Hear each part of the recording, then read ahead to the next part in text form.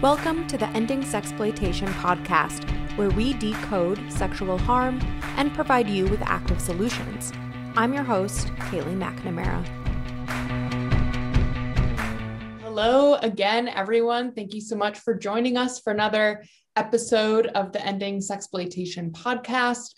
Just before we get started, I just have to say it's so fun to be back in the swing of having these conversations regularly. I know I'm learning a lot about them, and I'm particularly excited for today's conversation with Dr. Stephany Powell. So thank you so much for taking the time to chat. Yes, absolutely. I'm looking forward to it. It'll be great. Now, you have such a rich background of experience on sexual exploitation issues, and there are a lot of different rabbit trails that we could and that I wanted to discuss with you. But maybe first, could you give us a summary of the many different hats that you've worn and kind of your journey up to this point? Wow. Okay. So when you're 150 years old, No. you have to try and keep that. I'll try and keep it condensed. So I'll kind of start from the beginning. I was an elementary school teacher for the city of Los Angeles. So it was for LA Unified School District. And I taught there for about 4 or 5 years. And then surprisingly enough, I went into the Los Angeles Police Department. So I did that for 30 years. And so, I worked a variety of crimes and things that I saw on the street. My last assignment, I was in charge of a vice unit in the San Fernando Valley of Los Angeles. And we worked with things like prostitution. We worked with anything that was alcohol beverage controlled. So these were undercover assignments. So we'd end up going into regular clubs and into strip clubs. And there was this conversation around human trafficking, but we really never had any training on it. And that's why I'm so, gung-ho and persistent about training police officers, because we were running into it, but we weren't identifying it as human trafficking. We were identifying it as prostitution. So once I started really understanding what it was, it changed my whole approach in terms of how I policed. So as a result of that, I ended up learning about an organization that was working in the San Fernando Valley. If I had a choice of arresting someone or finding them help, I would lead them toward this organization. When I retired from there, I ended up, ironically, becoming the executive director of that organization that I was sending women to for help. And so I did that for 7 years. And then I came to DC for work. And that's where I ran into the leaders of National Center on Sexual Exploitation, fondly known as NCOSE. And so here I am. So I'm here at NCOSE. I am the Director of Law Enforcement Training and Survivor Services. So just to give you a time frame, I retired from LAPD in 2013. So it was 7 years for as an executive director to where I am now. And the reason why I tell you that timeline is to show you how new it is in terms of police training and human trafficking, and this whole paradigm shift that most law enforcement agencies have taken on in terms of having a more victim-centered approach. Well, it's so fascinating to hear about kind of this journey. And it seems like there's some common threads of it, of obviously, respect for the law, but also just even recognizing that people are survivors of sex trafficking and then going in to really serve them over time too. That's fantastic. Did you always know that you wanted to enter into law enforcement? No, I did not. When I was teaching school, LAPD was under a consent decree. So I entered LAPD in 1983, just to give you an idea. But how about this? It wasn't until 1979, 1980 that women were allowed to work in a black and white patrol car on the street. Oh, wow. The reason why they got sued was because if women wanted to, they could not promote past the rank of sergeant. In order for anybody to do that, they had to have field experience. Well, you couldn't have field experience if you weren't allowed to work the field. So they were sued. So as a result of that, there came this consent decree needing more women and more minorities, because you also could not join LAPD unless you were over 5'8".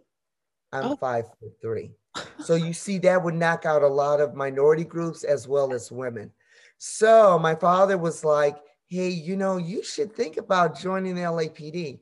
Now I'm from South Central LA. So LAPD wasn't the most popular organization in South Central. And so I was like, I don't think I want to do that. So my father said, he says, you should be the termite.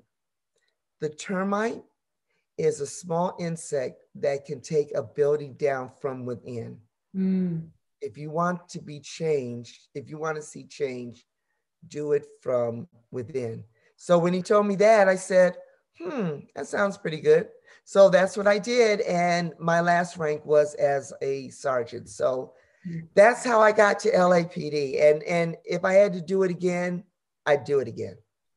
I love that analogy of the term. I'm going to have to use that. And Right? it's so true for your career and all the different things that you've done, just kind of getting in and then changing it from the inside. I love that.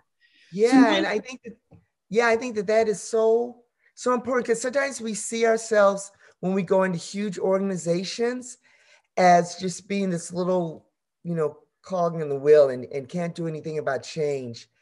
But because I was there, a lot of times I was able to address things that might be leading to racism, or arresting people that shouldn't be arrested, or just what I did in human trafficking, to be able to change that paradigm and not make arrest and find help instead. So, I encourage especially the young people that are listening, and even the older ones, because I'm the type, if I wake up tomorrow morning and say, I think I want to be a dentist, I'd go to dental school. So I just think as long as all of us are breathing, we could always make a change and a difference in order to help our communities and to help others. Oh, I think that's so true. And that's the kind of energy that you need, especially addressing these issues. I mean, we were chatting just before we started recording how it can be very depressing, a very depressing topic, but it can also be uplifting when you kind of take that gung-ho attitude and you can see things get better. And so knowing that you've, worked on these kinds of sex trafficking cases from the perspective of law enforcement, is there a typical way that a sex trafficking case would start? Like, what sparks an investigation for sex trafficking? Well, they could start in so many ways. It could start in Los Angeles. They are no longer arresting juveniles, and believe me, when I was working for LAPD, because I worked up until 2013, we were still arresting juveniles. So I've arrested them as young as 12 years old. Now looking back. Yeah, can you explain why that's important, that they're not? I think it's important that they're not. First of all, a minor cannot consent to sex. So if a minor cannot consent to sex, why are you arresting for something, he or she, for something that they cannot consent to? So that's why they're automatically considered victims of human trafficking. And so like the 12-year-old, for instance, that I arrested, she was brought there by an older teen, and they were all the way from Bakersfield, which is probably about 2 to 3 hours outside of Los Angeles. And she was brought to a hotel room to service businessmen. So we had to arrest her because it was against the law, and had to take her to juvenile hall.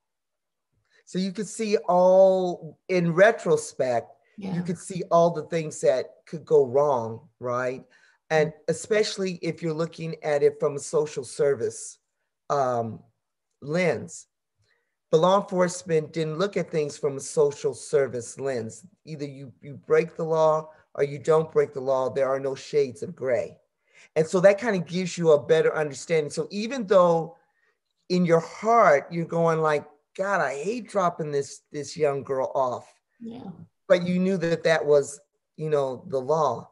And that's why it's so important for the people working in policy and law and legislation to change, because by changing the law, that's how you change law enforcement and change their views, because you give them the tools to not make those heart-wrenching decisions.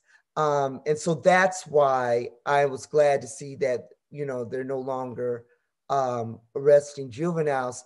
So in arresting adults, you might arrest an adult and you might see that she might have a black eye, or you could see that there's signs of abuse. And you asked, and the only reason why I'm saying she, because more often than not, that's who I would arrest on the street. And you'd ask her what happened, and you're hoping that she says that it was her pimp. Mm. And then that's where the investigation will go from there. So you're asking her questions about him. You're asking her, where is he now? You're asking her for proof of evidence on her phone. You're asking her if other girls were also involved. Now, keep in mind, this was a clog in the wheel for me as well. So I would have a good human trafficking case where the victim would tell me all these things that I just told you. So I had the evidence, I had her statement, I knew where he was, I knew where there was evidence in the room. Then I would take it to a district attorney who would not file the case, because they would ask me if there were any other victims. And I would say, no, this is the only one that I have. And they would not file the case. So then, of course, me being real persistent would end up sometimes even being asked to leave, because I was so persistent. Because my thing is, if this was a homicide case, how many victims would I need? Right. One. Mm-hmm. Now, I understood the other side of it coming from the district attorney side. So this part is important as well, because a lot of times victims of human trafficking, and that's still true today, may not always show up for when it comes time to go to court. So now they have filed a case with a victim that might be uncooperative, that now I can't find in order to go to court. So I do understand that end of it, but it didn't take away the frustration, because I wanted that guy to go to jail. And again, that's why law enforcement training is so important, because there are also other ways to file other crimes against that person, so you don't have to solely rely on the victim, because it is re-traumatizing for the victim, because rightfully so, in some cases, she or he is deathly afraid of that trafficker. And as a law enforcement agent, there's things that are out of your control, especially once that case is over with and everyone goes about their way. So there are so many moving pieces for law enforcement when it comes to victims of sex trafficking. It is interesting to hear. It sounds like from what you're saying, though, that often these investigations would really start because there were laws against commercial sex in general. And that was sort of an impetus for people to then dig deeper and realize that it was a trafficking situation versus, like, I guess, prostitution writ large. And I think that that's very interesting, because right now there are obviously many conversations going on around America and also around the world about the idea of full decriminalization of prostitution, which means that not only is it not illegal to sell sex, but also to buy, or so like sex buying becomes legal and fine, and being a pimp becomes legal and fine. But it does seem like that if there aren't any kind of laws against this or against sex buying or pimping, that it takes away some tools to identify sex trafficking. Do you, from your experience, do you think that rings true? Haley, you are absolutely correct. And that does become the argument. Because there were times where I wouldn't have found victims if it not had been surrounded around an arrest. Now, I'm not saying her being arrested, but by the fact that I was able to make police contact because prostitution was illegal. But then once finding out that she was a victim, and so now that there's that trust, she's not going to jail. I'm being authentic in terms of my personality, that it's okay to tell me what's going on with you because I don't want it to keep happening to you and others. And so I want to get him. I'm not interested in arresting you. I'm interested in arresting him and anybody else that is hurting you or other people that you know. So I think that part is important. I was just speaking with someone about this, and we were talking about labor trafficking. So think about this, that's why labor trafficking is happening in plain sight, because of the fact that labor trafficking happens around a legal system of labor. There's nothing against the law of working in an agricultural setting. There's nothing against the law with working in a nail shop. But how would someone know that how would you know that your nail technician really is a victim of human trafficking? You wouldn't know that because you're in a legal system. Yeah. So I think, and this becomes the argument, that it will be harder to identify victims of human trafficking within a legal system of prostitution. Because even when you look at the brothels that are located in certain counties in Nevada, there's clearly human trafficking happening in those brothels. So I know it's a hard conversation to have, because even inside, I don't want to see victims arrested. But you're also dealing with victims of human trafficking that don't identify as victims, so they may not go to the police. So there's got to be other alternative ways to find them. And, as I was telling you, I was the executive director of an organization called Journey Out. We had a drop-in center, and we also went out on the street doing outreach, giving information not only on our organization, but other organizations as well. We also had a prostitution diversion program that we work closely with the courts. You know how unfortunately, we only got our clients through the court system. In the 7 years that I was there, I never had anyone come into our drop-in center, and maybe 3 or 4 people that came in as the result of outreach.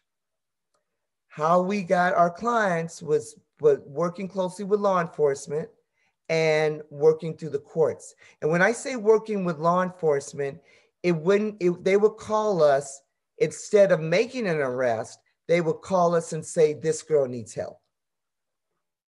Wow. And do you think the reason for that is because of just the trauma bonds with traffickers, or denial because of the trauma that people are going through? Because I think many people don't realize that trafficking victims don't raise their hand and self-identify the moment that they meet someone outside of their trafficking circle. I always tell people, because it becomes a struggle, right? When we say force, fraud, or coercion are the elements of human trafficking, and we all get the force, we all get the fraud. It's the coercion piece that we all have a problem wrapping our brain around, because it becomes, why don't they just run away? Think about the girls that have to work on the street. They walk past police stations, they walk past fire stations, and they never go in and say, help me. And so it's hard for people to understand that. So I always equate it to domestic violence. You know, someone is getting beat by their husband, but they don't tell their best friend. They lie about how they got the black eye. It takes about 6 or 7 times for them to, 6 or 7 times for them to leave and come back before they leave for good. The same thing happens with a victim of human trafficking. She's bonded to that person, and it happens to boys too. So you'll hear me say she, but know that I understand that it happens to men and boys as well. But the person becomes bonded to their trafficker because their trafficker has told them that the only way that they're going to exist, the only way that they can help to save themselves, is that they don't tell on them. And, what rings in my head, a survivor said, I ran away from an abusive home and I was sitting outside crying outside of McDonald's, and people walked past me, except for the person that became my future trafficker. He's the only one that stopped and asked, why was I crying? And when I told him why I was crying, he took me in. He ended up being a trafficker, but he was the only one that took her in. He was the only one that appeared to care about her and take care of her, although there was abuse. But she would say it was my fault. If I had made more money, he wouldn't have had to beat me. Or the traffic victim that says, I asked my trafficker to stop choking me and gave him a belt and asked him to beat me instead. By the mere fact that he listened to her, in her mind, made it seem like he cared. Because if I did the things I had to do, then I could avoid this beating. So you could kind of see how there is this trauma bonding that occurs, this emotional bonding, that in order for me to feel good about myself, I need this person to say that I'm beautiful and I'm worthy. And I think that also becomes the awareness piece, the prevention piece, and the intervention piece. You've got to start with the person see that they are worth so much more than what they're expecting validation coming from someone else. You see, if you have the ability to validate yourself, you don't need someone else to validate you because you have it inside of you. So that counseling piece is so important. I always say, when I was working Journey Out, I could give somebody some red bottom shoes and an ocean view apartment. But if everything has not been unpacked in their head and their emotional being, they're not going to feel good about themselves. And in some cases, they're going to go back. And so it takes time, it takes patience, because everybody's not open to counseling, because counseling and therapy is a privilege.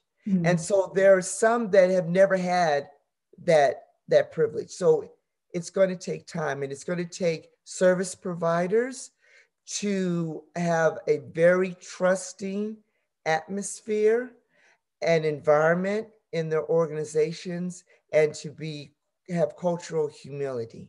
So I think that's so true, and something that we're so often missing, especially, even when there is a law enforcement department that is, aware enough of the issues to recognize this is a victim and not a criminal, or this is a survivor and not a criminal. But so often there aren't even places to go for that person, aside from, just being kind of let out and sent back to the trafficker, which of course doesn't mean, that we should be arresting these people, but it just seems like so much of our society isn't really built to create safe places for people to land, I guess. Exactly. And that's why it's so important for human trafficking nonprofit organizations to work alongside police. You have to have that relationship, because I know, for instance, when I was working Vice, I would feel so sorry for some of these girls because I didn't have anybody to call. I didn't know who to call to help them. So what does it end up being? I'm releasing them in the lobby to a phone booth because, and phone booths, where are phone booths anymore, right? I just aged myself. But, I've taken their phone and I'm taking them to the front desk and telling them to call somebody. Who are they going to call? Yeah. They're probably going to call their trafficker because, first of all, he has driven her, hours away from her home. She can't go home because there's no home to go to. There's no support system. So what I just did was had her call her trafficker, who is going to beat her by the mere fact that she even got caught up with the police. Yeah. Right. So that's why the two have to work side by side so that I can have an officer call me. I just had one call me the other night at 1 o'clock in the morning. He calls me, says, hey, I've got a young lady here with 2 children that need a place to stay. If he hadn't called me, what would he have done with that woman and her 2 children if there was no place for him to call? That's why the relationship has to continue. Definitely. And it also seems like this is pointing at, we have to be focused more on disrupting the system itself, because it just seems like it's a bottomless pit, or like it's a never-ending stream of people who we're never going to stop at there being vulnerable people in the world. There's always going to be someone that traffickers or buyers can kind of go after. So, I mean, what do you think about, law enforcement? Do you see law enforcement in any regions kind of shifting their focus to focus more on either the buyers or the traffickers? Do you think that that's effective? Yes. So now the conversation, of course, is on demand and going after the demand piece of all of this. And that's extremely important. Even when I work vice, we the way I work vice is I'd have my unit. Some days we'd work on the prostitution issue where the women and men were targeted. Then there were times where we would just target the buyers. And we could just even see from there, because we'd put out undercover officers. Man, the minute that we would put somebody out there, in 5 minutes, we had a John. It would go really quick. And so because it would go so quick, we would have to shut down operations because we'd say, okay, we're going to stop at 8 or we're going to stop at 10. We could have kept going, but because that undercover now has to come back in, write a police report, there's only so many hours in a day. We wouldn't want to bog it down. We still wanted to get off from work at some point. And that ended up being like a 12-hour, 14-hour thing, right? And then the other thing that became a little frustrating is some of those men would get out of jail before I was even off from work because they would end up bailing out. So that would become frustrating because it's a misdemeanor. See, and that's the other thing that people need to understand. I can tell you that in LA, officers cannot arrest for a misdemeanor unless it's committed in their presence. That's why vice works undercover. You see? So in order to catch the Johns, you have to do it like that. Or, the other way, of course, to do it is if you wait for them to pick up somebody and then you follow them and catch them in the act. And then if the person, the prostituted person told you either that they're doing it because of trafficking or they're doing it because he's a John, then you could arrest him. All that to say, the focus is starting to shift more so on demand. Again, police training to understand not only the demand, because right now, what police departments understand is someone soliciting somebody for the purposes of sex. That's against the law. I can arrest him for that. But I think you have to also get into the mind of that person. Why does this person do what they do? What is it? Because once you understand why the person why a person buys another for the purposes of sex, then you can also understand what needs to be done to deter that behavior. And you go after it that way. And you could also, you go after it in terms of legislation. You could go after it in terms of making those arrests. You could go after it in terms of, and I know people don't like hearing this, in terms of that shaming aspect of it. You know, there's some counties where they put their faces up on not bulletin boards, Billboards. on billboards. Look, remember I taught school, bulletin boards, on billboards, or they list their names in newspapers. You know, there's evidence that suggests that shaming does work. And I know, you know, some people frown on that, but we are going to have to think outside of the box, because if we don't have people buying others, you know, if we take that away, then, you know, that's one of the things that we can do to help to end this whole idea of human trafficking and sexual exploitation. Yeah, absolutely. Now, switching gears a little bit, I know you've recently contributed to a book, which I'll link to in the description or show notes here. And it's titled Teaching Beautiful, Brilliant Black Girls. And this book covers a number of topics, but you wrote a chapter specifically about misunderstandings around the commercial sexual exploitation of African American girls. Can you maybe explain what some of those misunderstandings are? Yeah, so the title of it is Girl Trafficking Misunderstood, Understanding Commercially Sexually Exploited African American Girls. And what I talk about specifically in this book is I talk about adultification. Now, the theory of adultification can apply to anyone, but I really boiled it down to African American girls. A lot of times, people will, and not only nonprofits, law enforcement, anyone who is dealing with African American girls might see them as being older than what they appear. And that could be because they physically look older. It could be because they act older.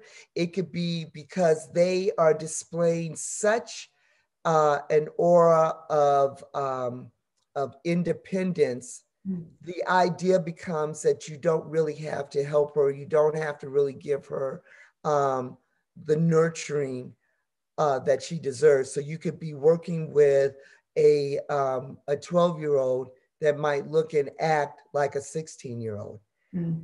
If you don't understand her age, then now you are missing an opportunity to do the things that you do as a nonprofit in terms of nurturing and getting her help. You know, when you really understand the issue, especially if you're talking about a young lady who has dealt with a lot of trauma. So she may not come off warm and fuzzy to you because she doesn't trust you. It's not because she doesn't need you. She just doesn't know you. So you have to establish that trust, because she's probably coming from the idea that the people that she has trusted has let her down in the past. So you have to establish that trust. You can't just go by the way she's acting, because you know that she's 12 years old. So her innocence, especially if she was abused in a home when she was much younger, her innocence was taken at the time that she was abused. And so if she's a victim of human trafficking, her innocence continues to be taken from her every time she's out there working in the street, every time her pimp is beating her. And now you come along, you want to be helpful, but now you're taken back because she's not thanking you, or she doesn't appear to be appreciative. She's appreciative, but she's got to get to know you just a little better. And so this book is geared toward educators. in helping, especially victims of human trafficking in the schools. And the story that really comes to mind for me, I was working with a young lady who, although she was 23, she had been trafficked from the age of 14. So from 14 to 23, she had been trafficked. She started running away from home because she was being molested by her stepfather. Her grades were excellent up until then, and she really loved school. So she talked about having been placed in continuation school. So here we call it continuation school because it was kicked out of the public school system and put into this continuation system where there were a lot of kids in the classroom in the same predicament of getting kicked out of school. So the classroom was very loud. So because at home she was dealing with domestic violence, as well as her own abuse, as well as having to work for a trafficker, because she, ironically enough, she was going to school even though she was being trafficked at the same time. He would pick her up from school and traffic her, and then she would end up going home, or sometimes she would leave home and be gone for days. So she said, you know, when I would sit in that classroom and it would get out of control, I would get really nervous and I would get triggered. So I would purposely do something in the classroom so that the teacher would kick me out, or I would just leave, which would cause me to have to go to the principal's office. So one of the things that I really stress in the book is that when you see a student who goes from being a very good student to going to being a very disruptive student, or going to be a very withdrawn student, where their demeanor is just totally changed. Instead of saying, what's wrong with you, you say, what has happened to you? Because it's only then that you're going to understand what is happening to that student. It is only then that you will open the door and find and begin that road of trust for them to tell you what happened to them. And so it always stuck in my mind that if someone had at some point said to her, instead of what's wrong with you, what's happening to you, maybe then they would have found out that she was a victim of human trafficking and that she had been sexually abused by a stepfather. And then that would help her on her road to resilience and recovery. And she too has said that same thing, that no one ever asked her what was wrong. Oh, it's so sad. That's something everyone can, listening to this, and I know I will take away, and really just, I mean, anytime dealing with really any person, but especially kids, just kind of leading with empathy first.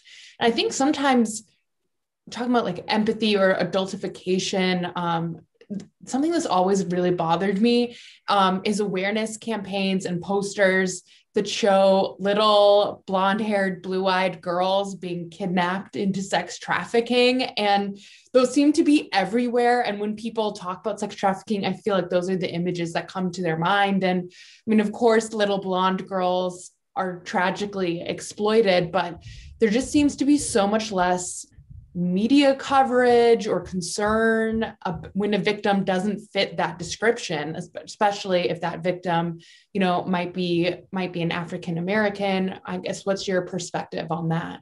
Oh my goodness, you've opened up a can of worms for me on that one.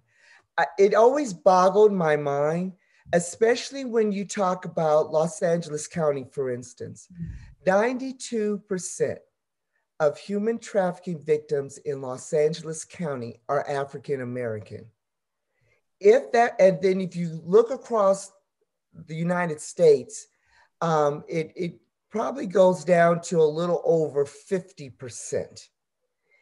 If that, keep in mind, African Americans only make up 10% of the population.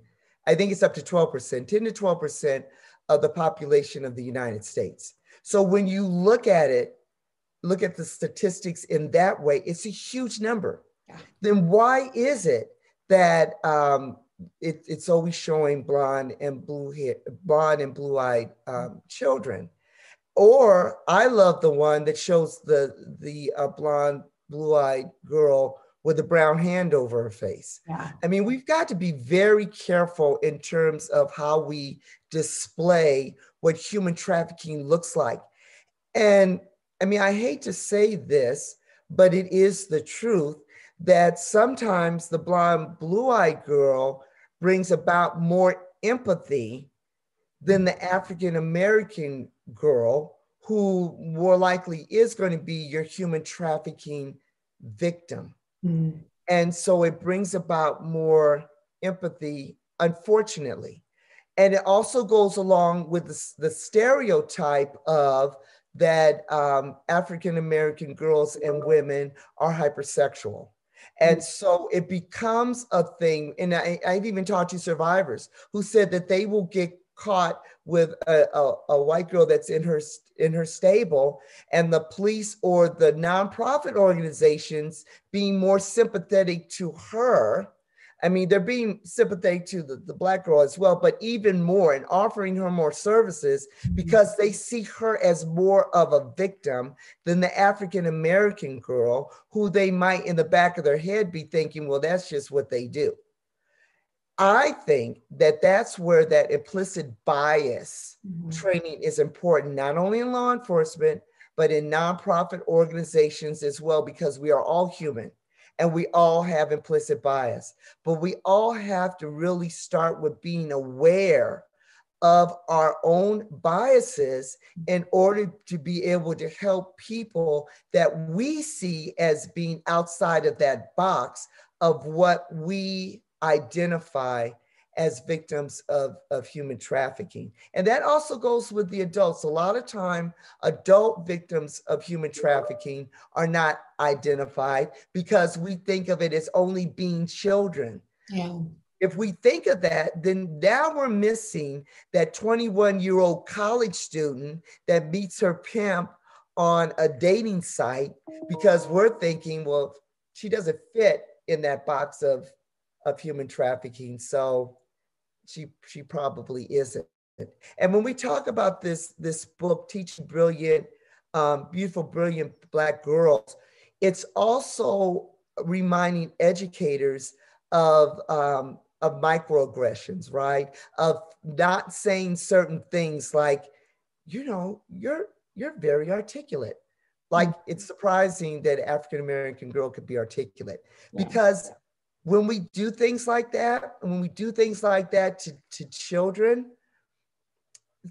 it stagnates their creativity. It stagnates who they are, because, again, not being aware of our own implicit biases and letting it act out can sometimes stifle,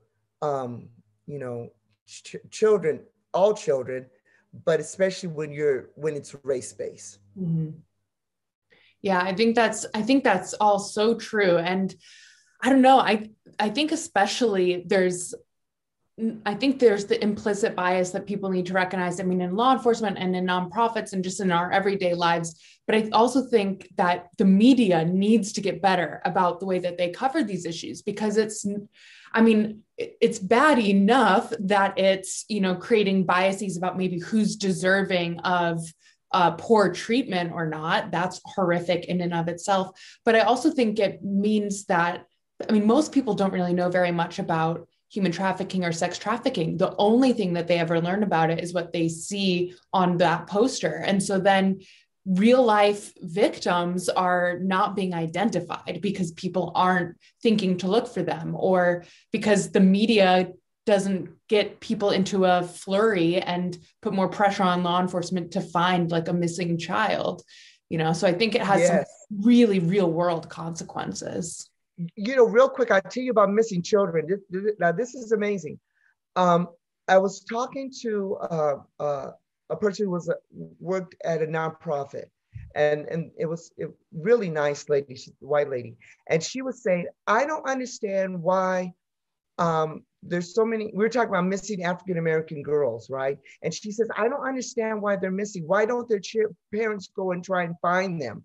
So the idea was that the children were missing because their parents were going to find them. And I said, no, their parents are trying to find them. But if they go to a police station and they say my child is missing, and again, implicit bias, they don't make that missing report because they say, well, she's probably hanging out with gang members or she's probably out doing drugs. It's not because she's lost or because somebody has taken her. But think if she would have been white looking for her daughter in an African-American neighborhood, they would have been all out looking for this girl because she would have been in danger. So sometimes they get turned away from police departments, or they don't have the money to hire a private detective to go out and find her. Because often I have seen where I've gotten phone calls from private investigators that say, hey, we've got a girl that is missing. The parents have hired me to go and find her. See, and then they find her. So sometimes, parents that don't have the money can't hire a private investigator, or if they're not getting the help that they need by police because of who they are, how they present themselves at the police station. You see, there's so many other missing pieces that one might not think of. But if you're coming from the perspective of what you would be able to do, and you don't see someone else doing that, we have to be very careful that we don't go to the thought of it's because they don't care. Definitely. What do you think? I mean, so these are all such multi-layered issues and so complex. We've kind of gone through a lot, limitations that law enforcement has, problems in the media, problems just in like society and how people interact with each other. What solutions, this is such a broad question. Obviously, you can't solve all of, these problems in a couple sentences, but what solutions do you think there are? Or, is it more training for law enforcement? Is it, more just discussion about these biases in culture at large? What do you think would be some things that either like society needs to pursue or that individuals could maybe do to help? Wow, I think you actually named them all. I think that we have to continue to fight in terms of public policy and legislation. We have to training for law enforcement, training of society and communities to understand that victims of human trafficking are not there because they want to be there, even though they may appear, because you see them walking down the street on their phones and they're laughing and they're talking, or because they're not reaching out for help. People need to understand that what they are seeing on the outside of a person is not what's happening on the inside. So, and then that's where awareness in our schools, if people understood what it takes for someone to fall victim of human trafficking and be able to give awareness, that steers people away. Us as a society need to stop objectifying women and girls as a form of entertainment, regardless of whether that's in pornography or when strippers are invited to a bachelor party or going to strip clubs. I think we need to teach our boys and our men to stop objectifying women as a source of entertainment or something that could be bought. Because when we objectify people, we take away their humanity, and we only look at them as objects. And that's where the risk factor for abuse, violence, and sexual exploitation is born and is grown out of the idea that I just bought you, you're an object, or I could look at you and have you do the things I want you to do to satisfy me because you're an object. I don't care about your feelings. You don't really have feelings. You're just an object. When we start to change society's way of how they view women and girls, or anybody that they see as being vulnerable or marginalized, because that also includes LGBTQ, that also includes transgender individuals. It's only when we see each other as human beings will we really be able to sit down at a table and to be able to change and end human trafficking and sexual exploitation. Well, thank you so much, Dr. Powell. I want to live in this world, this vision that you just cast. And thank you so much for all the work that you're doing to help bring us a little bit closer to it. I encourage everyone to read Teaching Beautiful, Brilliant Black Girls. It's on Amazon right now, so I'll have that link here. And just thank you so much again, Dr. Powell. I'll also link to your Twitter account so people can follow you. Yes, absolutely. Thank you so very much for giving me this opportunity. And I think that there's hope. Someone asked me what motivates me to do this for as long as I've done it, because it's been over a decade. And I say that you got to stay hopeful. You got to know that you can make a difference every day that you go into the life of a victim of human trafficking. You are making a difference. You've got to believe that, because there's hope, and together we can make this thing change. We can do it. With you leading us, we can do it. Great, thank you.